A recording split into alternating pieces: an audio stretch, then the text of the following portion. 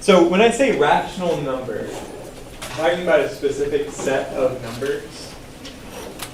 And a rational number is any number that could be represented like this.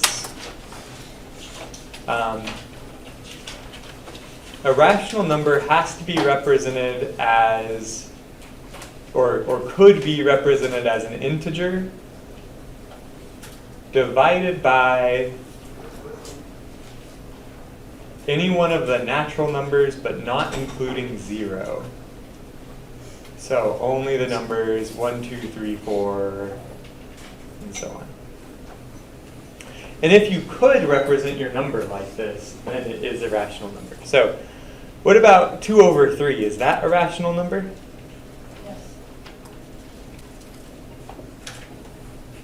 Yes. Is 2 an integer? Yeah, the number 2 is an integer. And I'm dividing by 3, which is a natural number. So we would say, yes, 2 divided by 3 is a rational number.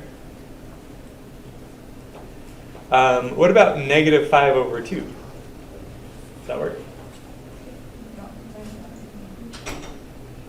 Yeah. Because the result is negative, So we're allowed to have negatives. Yeah.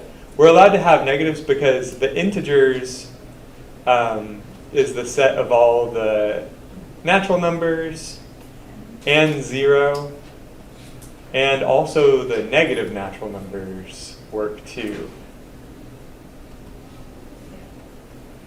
It's a good question. So the numerator can be an integer and the denominator just has to be a natural number, yeah.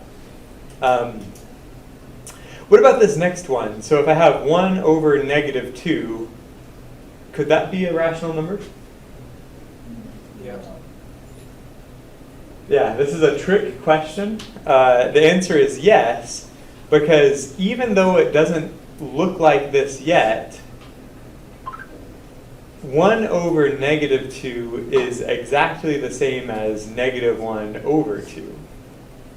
And so the deal is it doesn't have to be represented this way. It's a rational number if it could be represented like this. Yeah, so the rational numbers is actually a bigger set of numbers than we maybe realize. Is 6 a rational number? No. Yes. It's 6 over 1. Exactly. I could write 6 over 1, and so the answer is yes again. Because I could represent it like this. What about 0? I could write 0 divided by 1, and so yeah. That 0 is also belonging to the rational numbers. What about 0.75? That's just 3 over 4. So that works. What about 0.37145?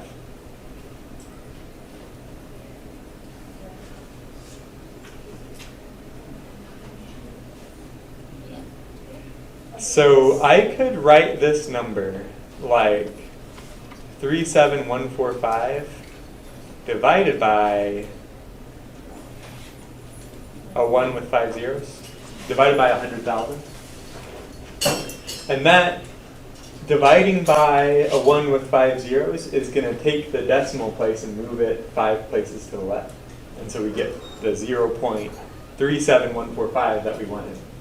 And that is an integer divided by a natural number. And so this is also a rational number.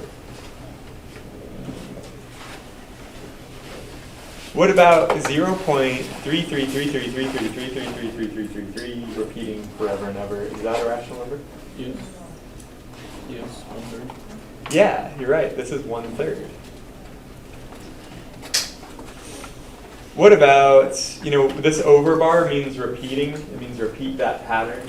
So this next number is going to be 0.142857, 142857, 142857 over and over and over again. Is that a rational number? This is actually the number 1 over 7. And this number is not. So you can't divide by 0. If you have something divided by 0, that's not defined as a number. So we say no to the last one. Questions? So lots of different things can be rational numbers. Really quick, I'll try to draw a quick little Venn diagram. So the first thing we talked about on Monday was the natural numbers. And the natural numbers were the numbers like sometimes 0, sometimes not, but 1, 2, 3, 4, etc. We also talked on Monday about the integers. And it was the same as the natural numbers, but we were also allowed to have negative natural numbers when we talk about integers. So the integers included the natural numbers as part of the integers. Now, what we just discussed a moment ago is the rational numbers. And the rational numbers contains all of the integers. Whenever we are talking about these common sets of numbers, we use those double struck in for natural numbers. We use double struck z for integers. It's kind of weird. We also use double struck q for rational numbers. The reason we don't use r is because we save r for the real numbers. And so what, after we do the integers, what rational numbers add to the game here is you're also allowed fractions and decimals and repeating decimals and stuff. There are some things that are real numbers but aren't rational numbers. We're also going to talk about this today. We call them irrational numbers. And so that makes up the set of all real numbers. And we're going to continue to get more general and talk about more types of numbers as we go. But this is the picture so far. Okay. When we simplify a fraction, what we're doing is we're canceling all of the factors that show up in both the numerator and denominator. Anytime that we have an open-ended question on your homework, on your tests, on your final exam, I want you to simplify your answers. That means if you end up with a fraction, I want you to go ahead and put the fraction in the simplest form before you are done. So this is how I do things. And on a test, you don't have to do everything exactly like I do it as long as you get the right answer. Okay? You don't have to write exactly what I'm going to write. I know some math teachers are like that, but I'm a little bit more flexible. But what I think about when I'm simplifying a fraction is I think 42 is 2 times 3 times 7. That's the prime factorization of 42. And 15 is 3 times 5. So the factors that we have in common, it's just the number 3. And so my simplified fraction is going to be 14/5. Again, as long as you get the right answer, you don't have to show me that work. Some people can just look at that fraction and simplify in their head. That's totally fine. I'm just showing you the process that I think about. And that's what we call the simplified fraction. That's how I want you to show your answer. And on tests, a lot of times I like to give multiple choice questions because I have like 200 students and it's a little bit faster to grade multiple choice bubble sheets than it is to grade your work every time. So whenever I give you a multiple choice question, A, B, C, D, E, I'll give you your answer choices always in simplest form. So you'll have to end up doing that work anyways, even if it's multiple choice. So this fraction, 63 over 105, for another example. 63 is 3 times 21, so it would be 3 times 3 times 7. 105 is 3 times 35. And so the factors we have in common are both a 3 and a 7, and this would be 3/5. You feel good about that? Okay.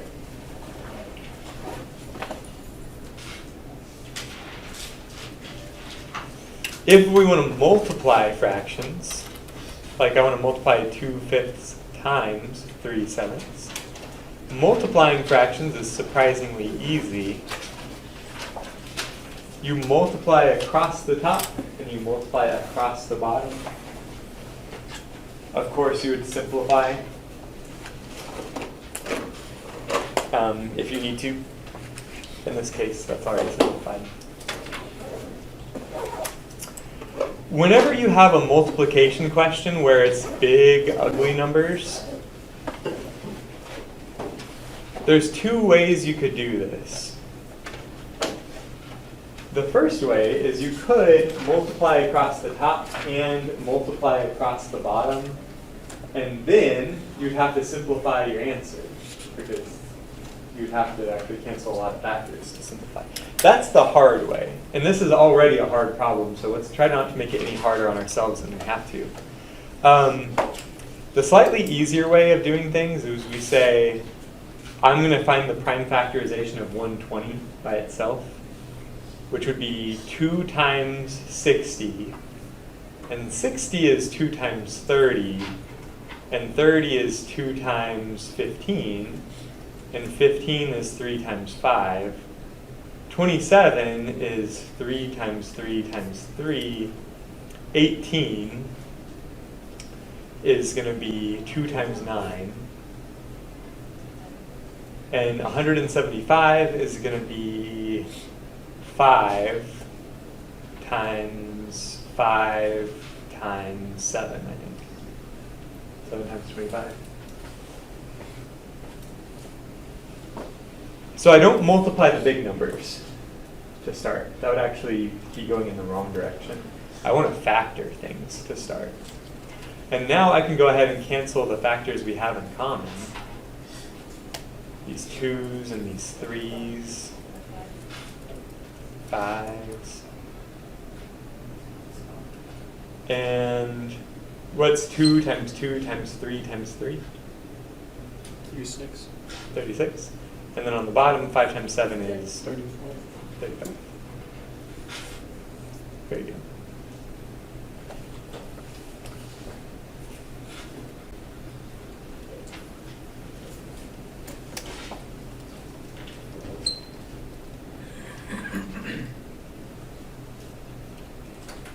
Okay, so this is what it means to take a reciprocal. This is like the formal definition of reciprocal.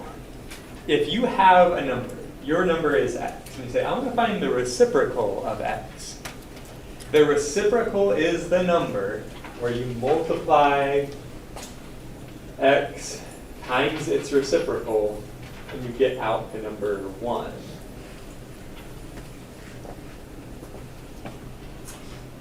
So another way to say it is my reciprocal is just 1 divided by the number I'm starting with. For example, if my number is 42, then the reciprocal of 42 is 1 over 42. Yeah. And I want you to notice that this comes in pairs. The way this definition is set up is very symmetric. So not only could I say the reciprocal of 42 is 1 over 42, but I could alternatively say that the reciprocal of 1 over 42 is 42. So they come in pairs. What's the reciprocal of 5? 1/5. What's the reciprocal of 3 over 20? 20/3. And what's the reciprocal of negative 205 over 7? 7 over 200. Yep. And if a number is negative, then the reciprocal is also going to be negative. Negative times a negative gives you a positive. And so that's how we do it. Questions? Okay.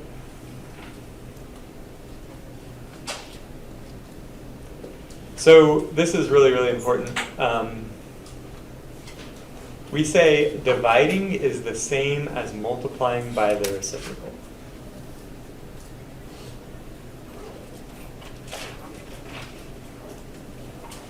That means if I have the fraction 1/2 and I want to divide 1/2 by 1/3, I don't really know how to do that. But that's the same as taking 1/2 and multiplying by the reciprocal of 1/3. What's the reciprocal of 1/3? 3. 3? Yeah, or 3 over 1. And multiplying is easy. And that's how we do division problems. Okay, so if I want 2/11ths divided by 5/3,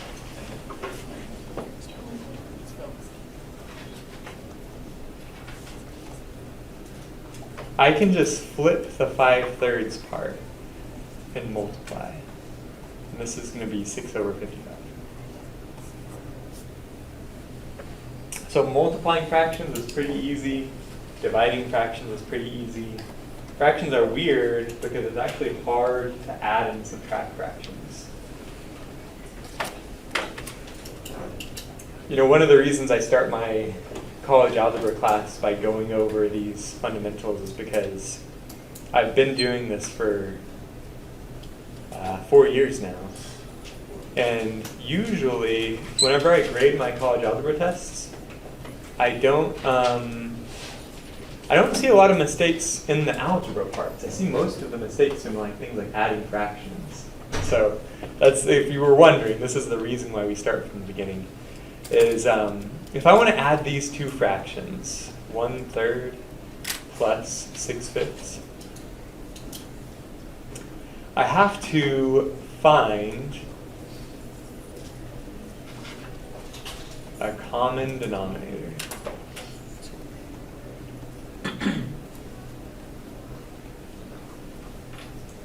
What that means is I look at the 5 in the denominator here, and I multiply by 5 over 5. And then I look at the 3 in the denominator here, and I multiply the other fraction by 3 over 3. And this doesn't change the value, because 5 divided by 5 is just 1. If I multiply by 1, it does not change the value of what I'm doing. So I'm allowed to do this. And the great thing now is I can write 5 over 15 plus 18 over 15 is equal to 23 over 15. Perfect. So once I have that common denominator, 15, I just add across the top and I keep the denominator the same, and I get 23/15. Questions? Are you going to ask for the simplified version of that? Can you simplify that? Wait, are you gonna ask for it on the test? Yeah, so I always want your answer in simplified form. In this case, 23 is a prime, so we can't simplify it. But yeah, the answer is yes. Okay, so now we want to subtract. It works the same way. We still have to find a common denominator before we are allowed to subtract anything. So I look at the 7 and I multiply the other fraction by 7 over 7. And then I look at the 2, I multiply the other fraction by 2 over 2, and I'll get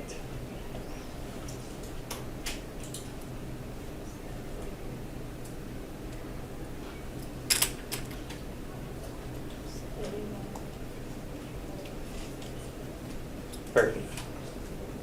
31 over 14. Again, I would simplify it, but it's already in its simplest form. So there we go. Everybody feels good about that? Adding, subtracting?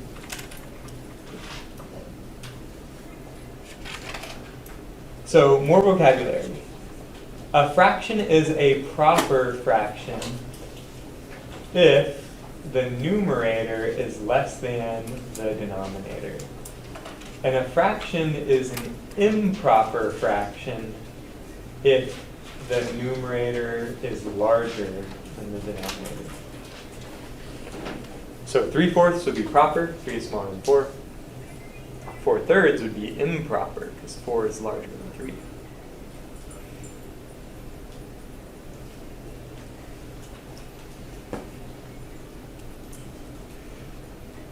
An improper fraction, whenever you end up with that case, you can always express that improper fraction as a mixed number.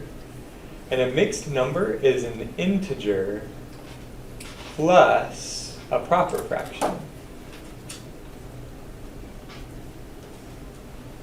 So like 4/3 would be 1 plus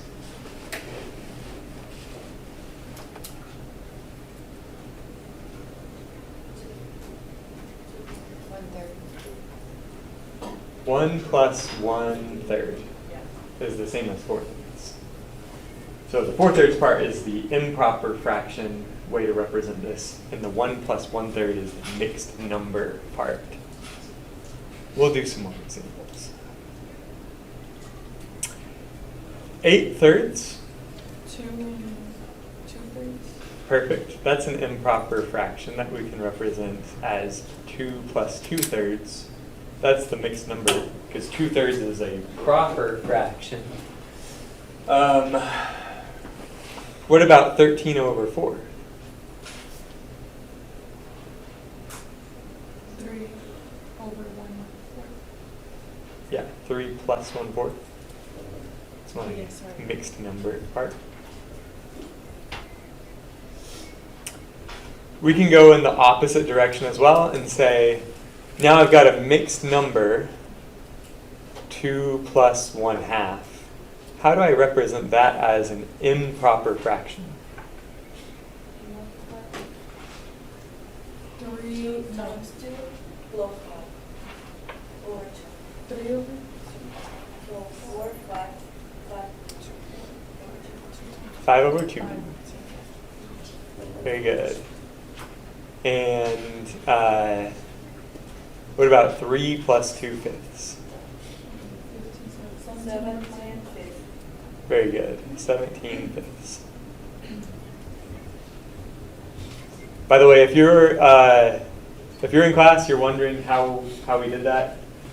Remember that 3 is the same thing as 3/1, and we're adding 2/5. That means we have to find the common denominator. So we multiply by 5/5. And we end up with 15/5 plus 2/5. And that's how we get the 17/5 answer.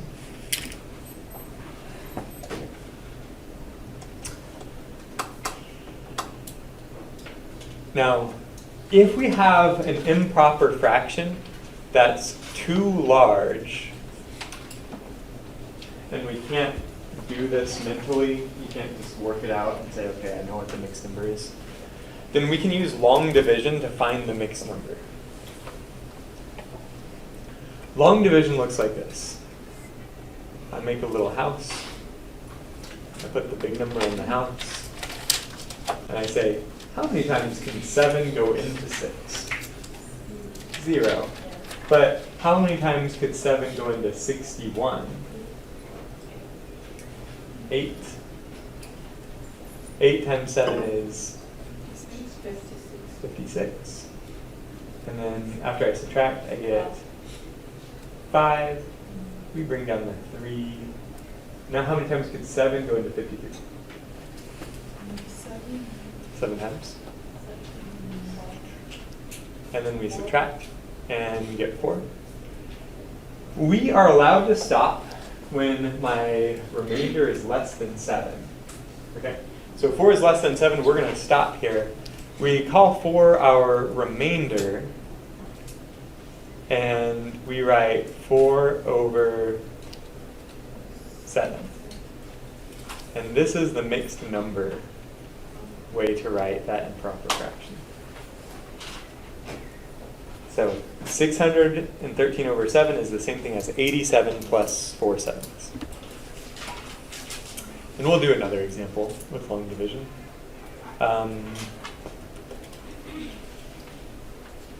I have 748 over 34, and I want to know what the mixed number version of this is.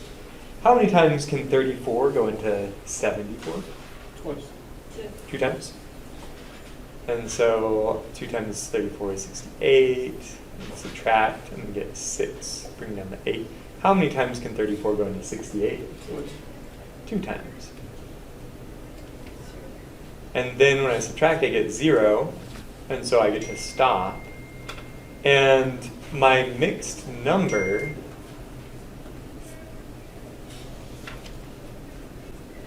is just an integer, actually. It would be integer plus proper fraction, but the proper fraction would be 0 divided by 34, which is just 0, so we can just write it like this. And you'll notice that means that 748 is 22 times 34. So this is going to be important just a little bit later on here in 3 or 4 weeks. But if the remainder is 0,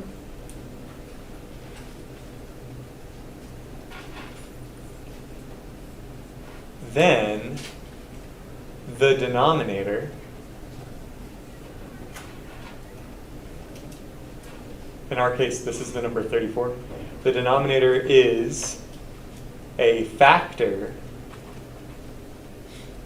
of the numerator.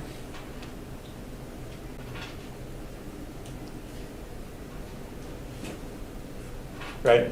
You would say that 22 times 34 is a factor pair of 748. That means that 34 is a factor of 748. Does that make sense? Okay. So just to recap, we can only do long division to an improper fraction. If it's a proper fraction, there's no reason to do it. The long division algorithm keeps on going until your remainder is less than your denominator. That's when you can stop. If you get a non-zero remainder, like in our first example when our remainder was 4, that means that the denominator is not a factor of the numerator. But if our remainder is 0, that means that our denominator is actually a factor of the numerator. And in the end, when we're done with our long division, we write that the numerator over denominator is equal to a quotient, that's the integer part, plus the remainder over the original denominator. Now, just like we did at the beginning of class, I'm going to show you how to look at a decimal number and convert it to a fraction.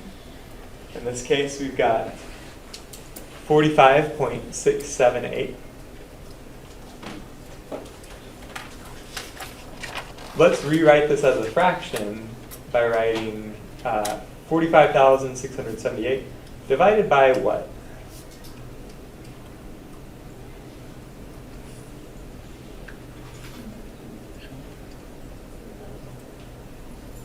Yeah, I think you got it. 1,000.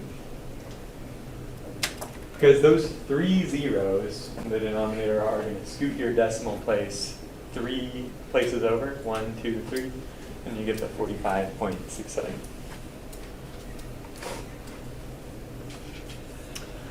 Now, if I have 0.98765, and I want that to be a fraction, you can write 98765 divided by a 1 with 5 zeros. The 5 zeros, again, that's going to scoot your decimal over. You get exactly what we started with. That's what we want to do if we want to represent this as a fraction.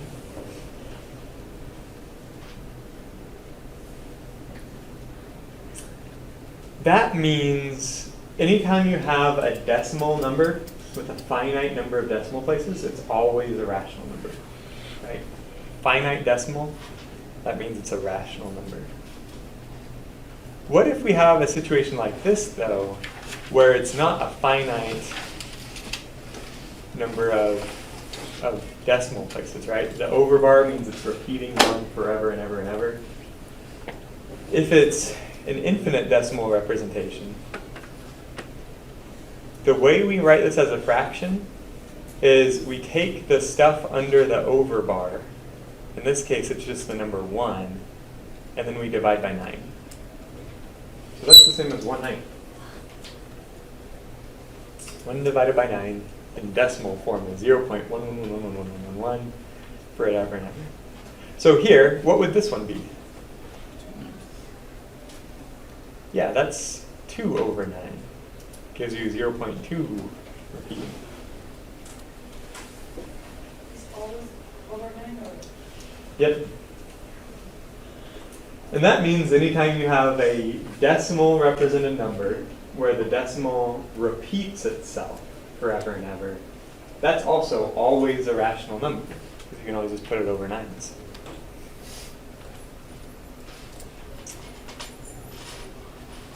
Okay, what about this one? If I've got 9 repeating, this would be 9 over 9, which simplifies to 1. So that means if you have the number 0.999999999 going on forever, as long as this is an infinitely repeating 9s, that's exactly the same as the number 1.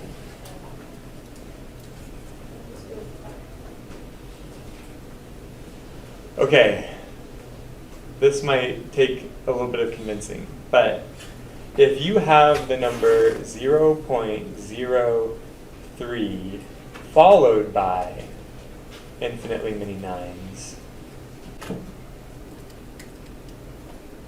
this is the same as 0.03 plus 0.009 repeating.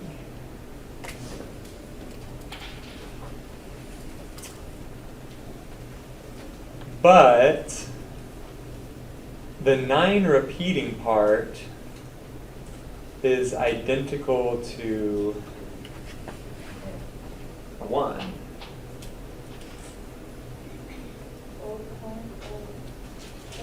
Yep. So together, this number we started with is exactly the same thing as 0.04. And as a fraction, that would be 4 over 100.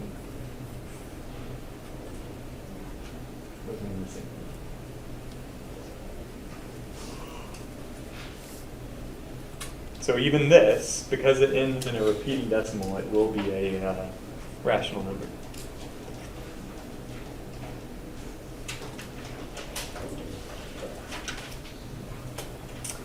Okay, this one has not just one repeating decimal, but it has a repeating pattern. So it goes 1, 2, 3, 4, 5, 1, 2, 3, 4, 5, and repeats over and over and over again forever. To write this as a fraction,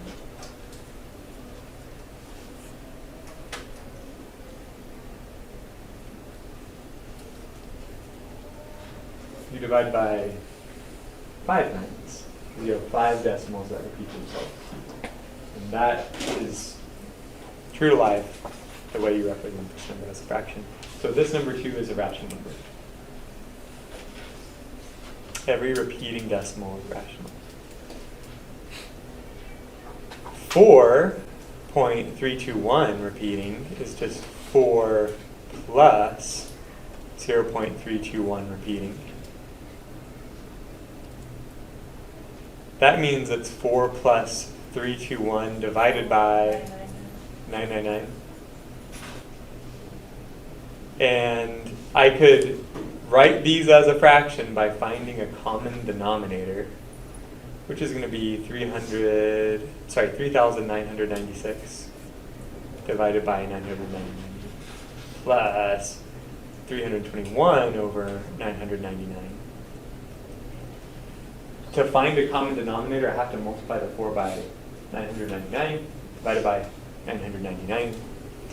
And then when we add these three guys together, it's going to be 4,317 over 999. And honestly, I don't actually know if that's simplified or not, but it would just be way too much trouble to simplify it, so I'm not going to. I'm just going to leave it.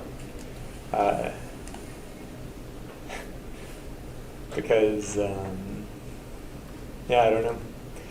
To simplify this, you would say, okay, well, neither the top or bottom is divisible by 2, so I'm fine. Is the top divisible by 3? Yes.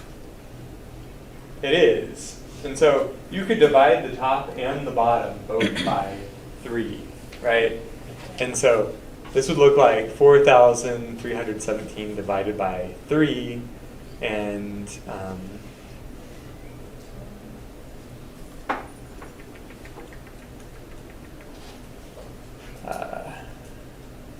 we get 1439 over 333.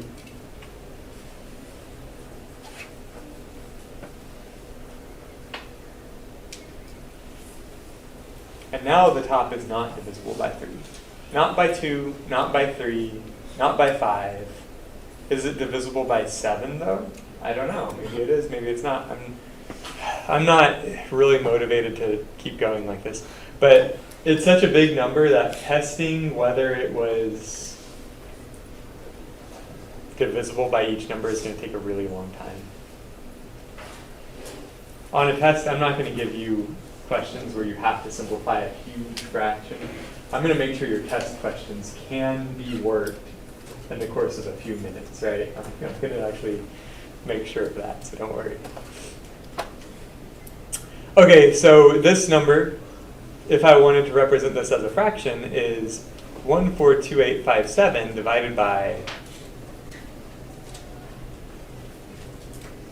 6 nines, like that.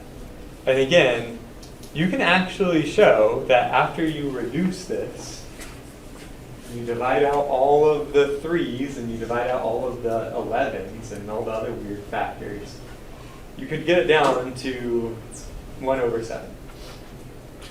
Only it's a really long process, and we're not going to do that in class in the interest of saving some time. But we can see that all integers are rational numbers because you can divide by 1. All fractions are rational numbers by definition. All finite decimals are rational numbers because you can divide by 1, 0, 0, 0, 0, 0. Any repeating decimal pattern is a rational number because you can divide by 9's.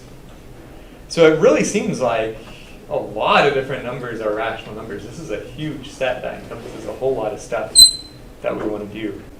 Is every number a rational number?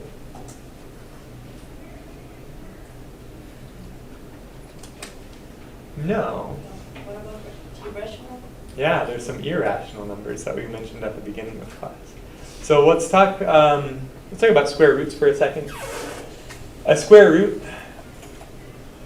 just means that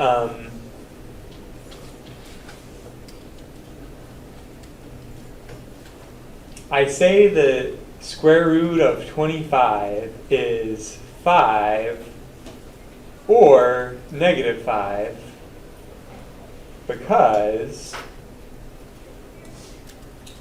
5 squared is 25 and negative 5 squared is 25. Okay? This is the way that square roots work. So what's the square root of 49? 7? Or negative 7. Yeah. What's the square root of 144? 12 and negative 12 for 144. Okay. This is the story. In ancient Greece, we're talking 500 BC, there's a mathematician named Pythagoras. And he was a pretty smart dude. He started a school for mathematicians back in Greece. 100 years later, he's dead. It's 400 BC. There's a new guy named Hippasus. And the extra little piece of context that you need to know is that the Greeks kind of treated mathematics as like a part of their religion. They had very religious beliefs about mathematics.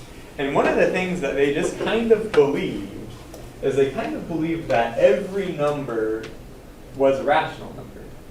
They believed that every number could be represented as a fraction if you worked hard enough to figure it out.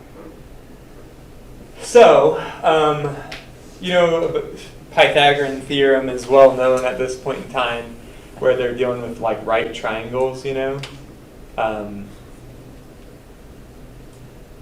if you've got a right triangle with side lengths 1 and 1, what's the hypotenuse length?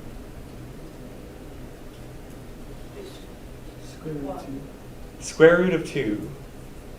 Yeah, so the Pythagorean theorem helps you figure out that this hypotenuse would have to have length square root of 2. And so there's a mathematician, his name is Hippasus. He's a student in the Pythagorean school, and he is worried about this triangle. And he's thinking hard about how to make the length of the hypotenuse into a fraction. He wants to make it a fraction because he believes that it's a rational number. And he eventually finds out that there's no way to do this. It's impossible. And he's pretty shocked by the discovery, so he wants to tell everybody. They have a little colloquium at the school, and he tells them, this is how I know with certainty that the square root of 2 is not a rational number. And everybody's really mad about it, because this is like part of their religion that he's like, telling them wrong. So they actually go and drag him out into the ocean and just hold him underwater. Well, the sea, the Mediterranean Sea. They hold him underwater until he dies. And later, they hold a trial, and in court, his sentence is that he was acting impiously. Like it wasn't very good of him in a religious sense to show that square root of 2 is not rational. But this is the proof, or this is the argument he gave for showing that the square root of 2 is not rational. He said, suppose for a moment here that the square root of 2 is a rational number.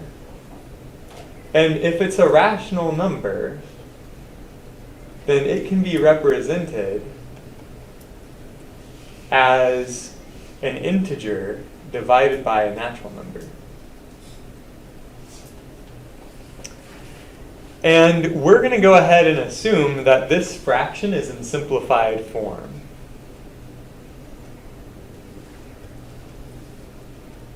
If it's not in simplified form, then we could always just simplify it by canceling out the factors that they have in common. So that means that z and n have no factors in common.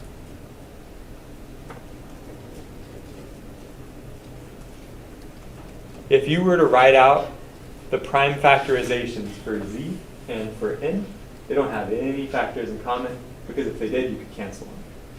So no common factors. Okay, so we write the square root of 2 is equal to z divided by n. We are going to square both sides of this equation. So on the left side we get 2, and on the right side we get z squared over n squared. But to give you a little example, you know that 210 is 2 times 3 times 5 times 7? Yeah. If I were to square this number, I don't get any new factors. The only thing that happens is that all of my existing factors just get squared. Okay? So whenever I take z squared and n squared, they started out not having any factors in common. And z squared and n squared still don't have any factors in common.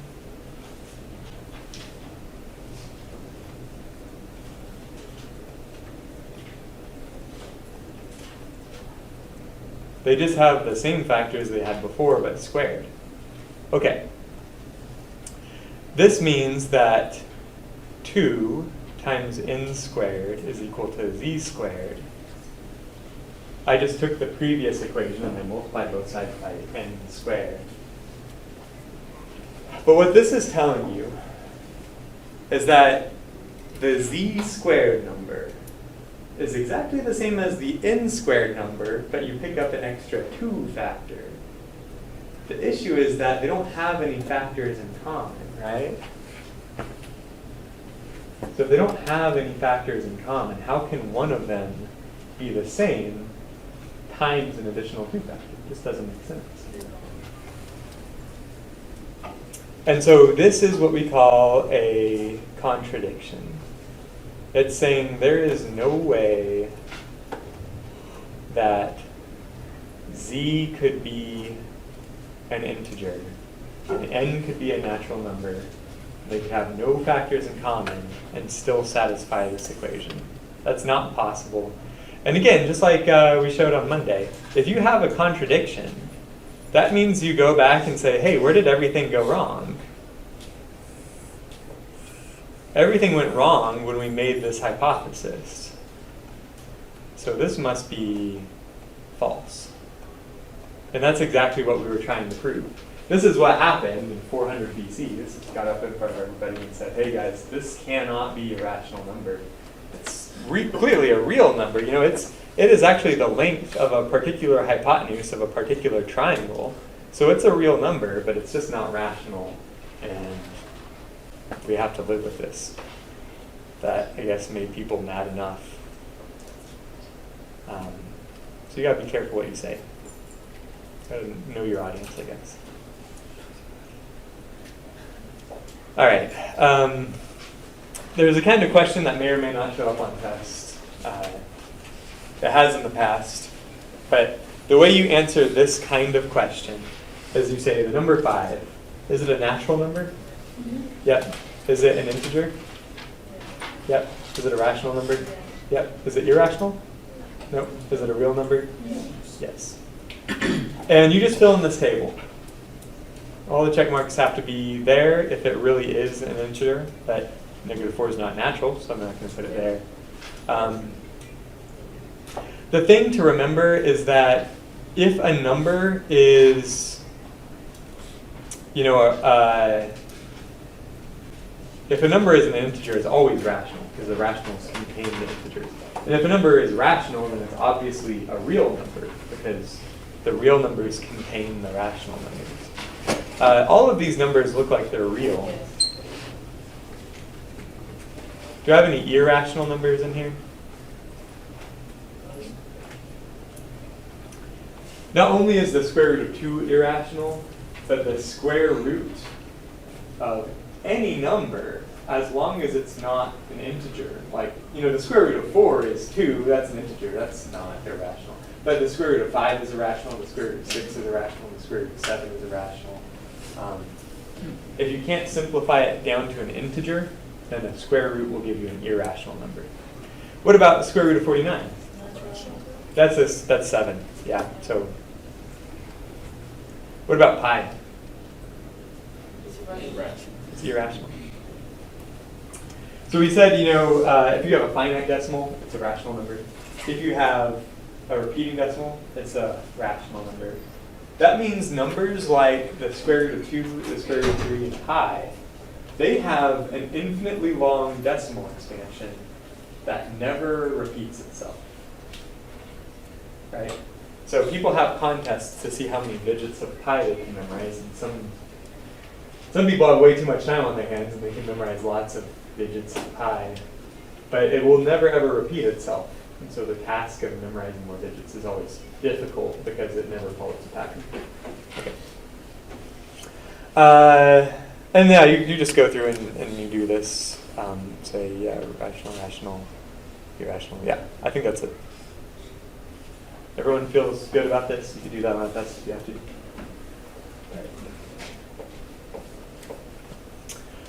If I ask you the next question, I will actually give you a number line. I won't make you draw it, because I'm not very good at evenly spacing everything on it. I'll try for today.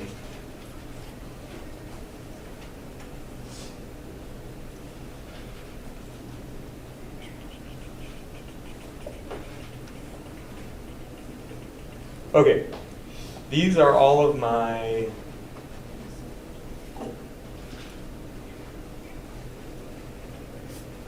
natural numbers here on a nice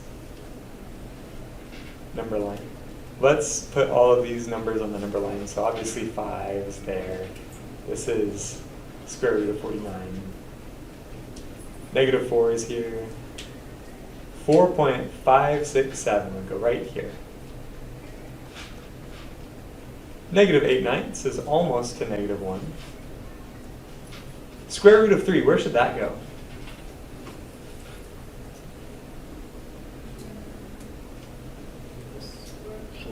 One.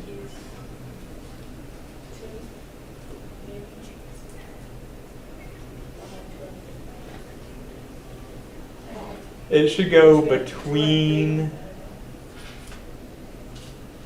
it has to go between 1 and 2. Because the square root of 4 would be 2, and the square root of 3 is a little bit less than that. Okay, and then pi goes like right here somewhere. That's how you answer that kind of question.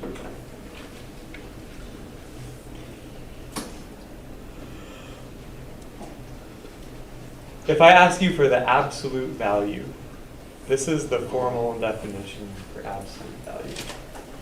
You think about this real number line and think, how far away is my number from 0? For positive numbers, absolute value does not change the number, because the absolute value of the square root of 3 is positive square root 3. That's how far it is away from 0 on the number line. But if you take the absolute value of a negative number, we say that this is positive 8/9, because we only think of distance in terms of positive numbers.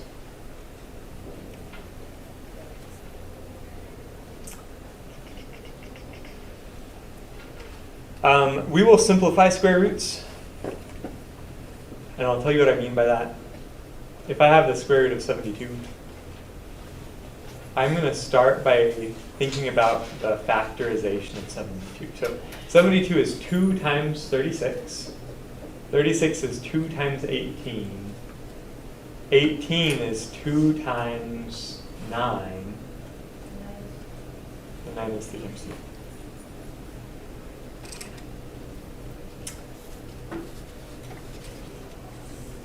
So I'm going to rewrite this as 2 squared times 3 squared times 2. And I'm collecting the squared parts because I have a square root. And if it's squared, I can actually take it outside of the square root. I'm going to show a lot of work this time, because I'm allowed to break up a radical as long as I'm just multiplying on the inside of the radical. And so this is just 2, and this is just 3, and 2 times 3 is 6. And this is what we call the simplified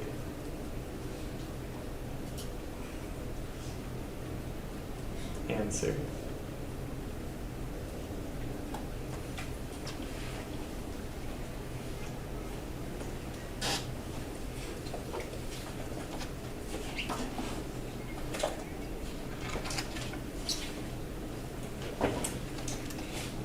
So, why would anybody want to simplify square root of 72?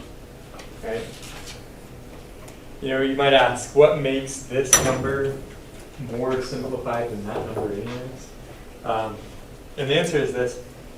Mathematicians, even today, still research math. There's still new things to be learned about math. A little bit later this year, maybe in a couple months, I'll be publishing my own first research article where I learned a little bit about complex dynamics. When mathematicians do research, we have to communicate what we learned to each other, right? There's people across the globe in India who work in my field of research who want to know what I have to say. And so the way we communicate with each other, we choose standard ways of representing numbers. Because for a given number, like this number, there's multiple ways to represent this. Imagine a situation where like you're working with your study group in the library and you are later this semester working a difficult algebra problem, and your answer to the problem is the square root of 72, your friend sitting next to you works the same problem, and they get 6 times square root of 2 for your answer. And you say to each other, let's make sure we're doing everything right by checking our work. You know, you compare answers and you say, oh crap, we got different answers. I got square root of 72, you got 6 square root of 2. If we got different answers, one of us is wrong, we need to look for our mistake. And then you spend the next 2 hours searching for your mistake, but you never find your mistake because you both did the problem correctly. You both got the right answer, you know? We'll do one more example. If I've got 363, I just have to think of how to factor this thing. It's not divisible by 2. It is divisible by 3. That would be 3 times 121. And 11 and 11. It's 2 times it. Yep, exactly. It's 11 times 11. And since I have 11 squared, I can take that outside of the square root, and I end up with 11 square root 3. Everyone feels good?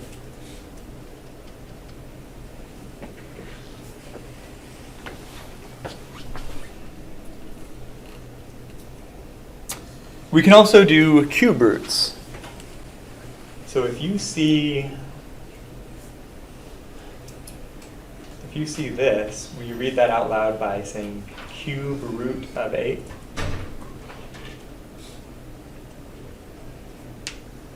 And this is what?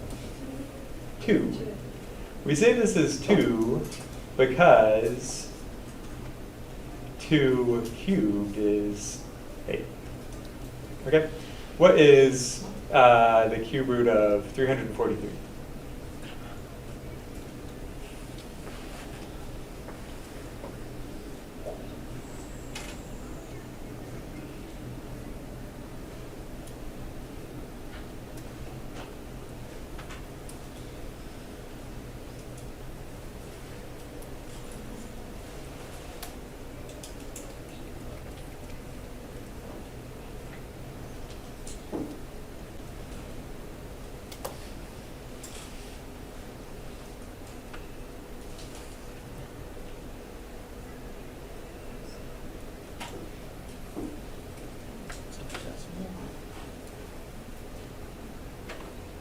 It's a whole number. I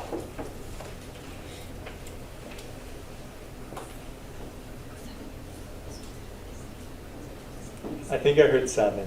That's it. And again, this is because 7 cubed is 343. What's the cube root of 1,000? 10. Yep, because 10 cubed is 1,000. That's the way that cube roots work. What about fourth roots? You know, if I ask you, what's the fourth root of 16? 2. That's 2. Very good.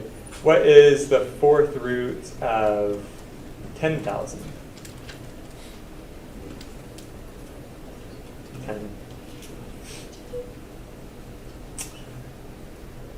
What is the fifth root of 243?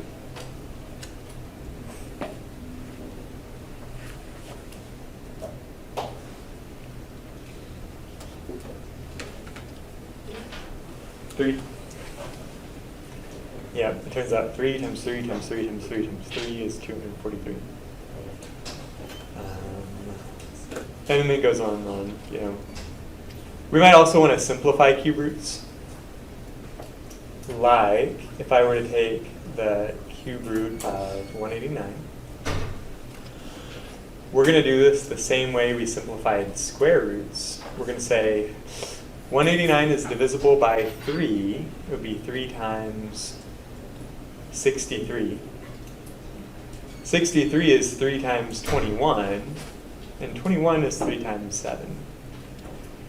Since I have 3 cubed here, I can take the 3 outside of the radical. 3 cubed. And the standard way to write this is 3 times cube root of 7.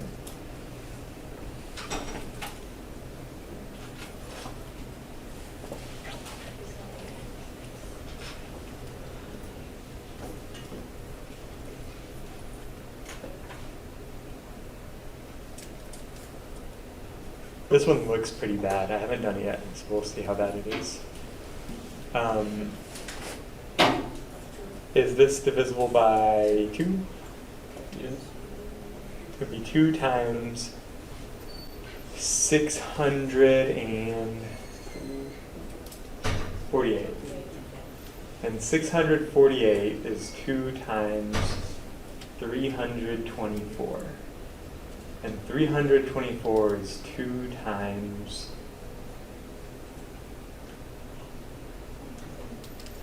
162. And 162 is 2 times 81. I lost track of my 2's.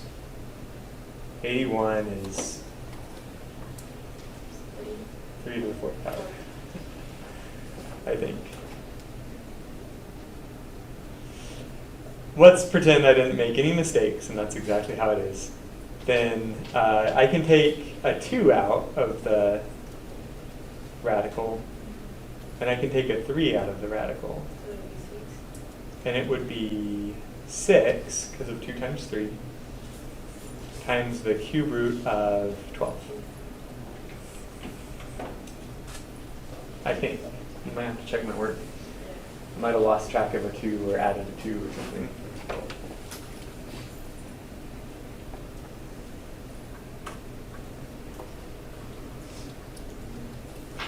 Okay, what do we mean if I say rationalizing the denominator? It's not that bad. If I have the fraction 3 divided by the square root of 3, what I need to do is I need to multiply the top by square root of 3 and the bottom by square root of 3 to get 3 square root of 3 divided by what? 3. And then these 3's cancel. And this is the same as the square root of 3.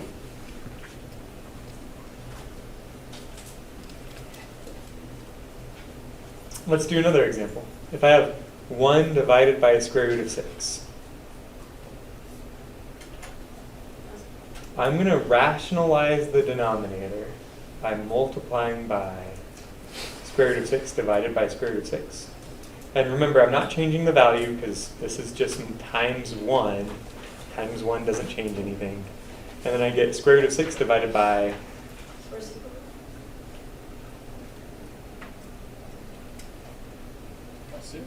6.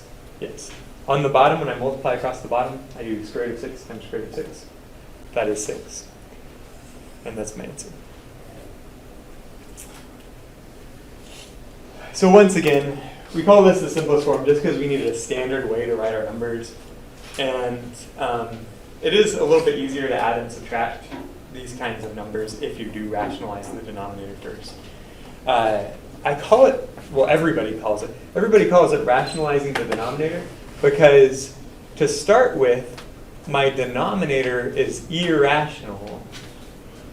But in the end, I have a rational number for my denominator, right? So this is square root of 6 is irrational, but in the end, it's rational.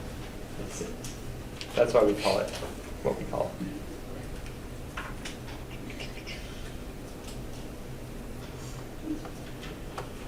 4 divided by square root of 8.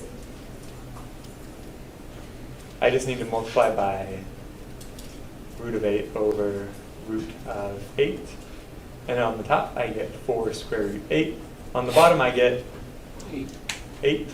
And then I can cancel some stuff, right? Divided by 2. Oh, but I could actually simplify more, can't I? How could I simplify this even further? Because 8 is 2 times 2 times 2 times. There we go.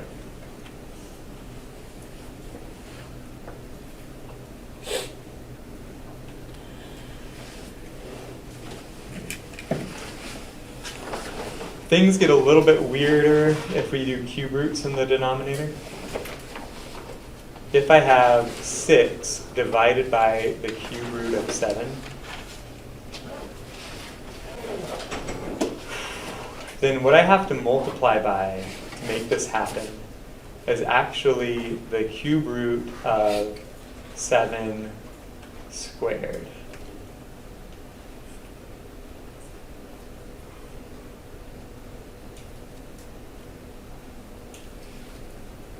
Same thing on top and bottom. Because this will give me 6 times the cube root of 49. And in the denominator, 7 times 7 squared is 7 cubed, and the cube root of 7 cubed is 7. But now my denominator is rational, whereas before it was irrational. Could do another one. Of course, it's going to go the same way. Oops, not equals times. I have to multiply by the cube root of 2 squared, because cube roots are a little bit tricky. And then on top I get 9 times the cube root of 4 divided by 2.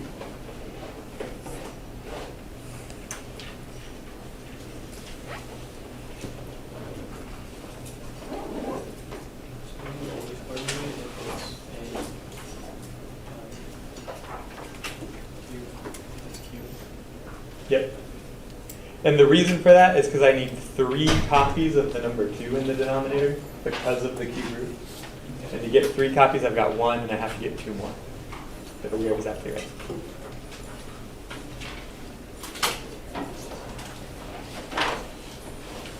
Okay. We've got 3 minutes. We may even be able to finish if I talk fast enough. So, if you have 4/5 raised to the 3 power,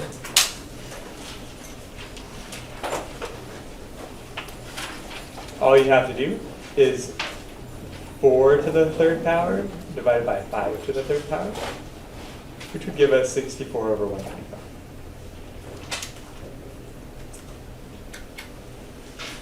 What if I have a negative exponent?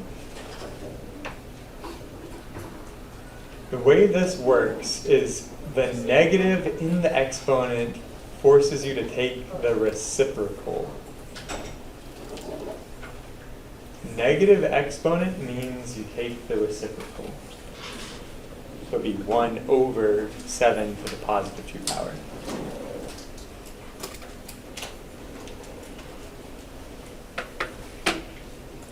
In this example, I've got negative 3 raised to the negative 3 power. So the negative 3 exponent means I have to take negative 3 to the positive 3 power, but the reciprocal. Of course, 3 negatives make a negative, and 3 cubed is 27.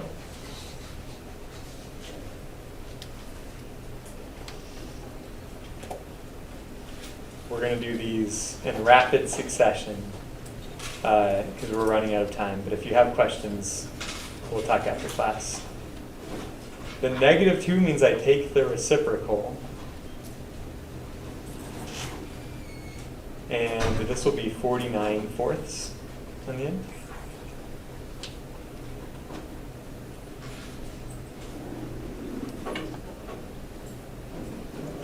What if I have a half as my exponent? The half is weird, I know. It means you take the square root, which means 25 raised to the 1/2 power is 5. what if you have 3 halves in the exponent? And then it's a square. That means you're going to take the square root and then raise that to the 3 power. So this will be 6 raised to the 3 power, which is 216. So the main idea is if your exponent is a fraction, you look at the denominator first, and that's the root that you take. And then you look at the numerator, and that's the power that you raise that to. We almost made it to the end. Let me see if there's one more. No, there's 2 more. We'll save that for, I guess, next week.